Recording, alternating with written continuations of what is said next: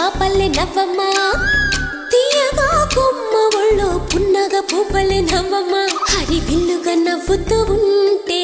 ఎండలో వెన్నెల కాయదా చిరు చల్లుగా నవ్వుతూ ఉంటే కొండైన వాగల్లే పొంగదా నూను మెత్తగా నవ్వుతూ ఉంటే ముల్లైన పువ్వల్ని తాకదా తొలి పొద్దుగా నవ్వుతూ ఉంటే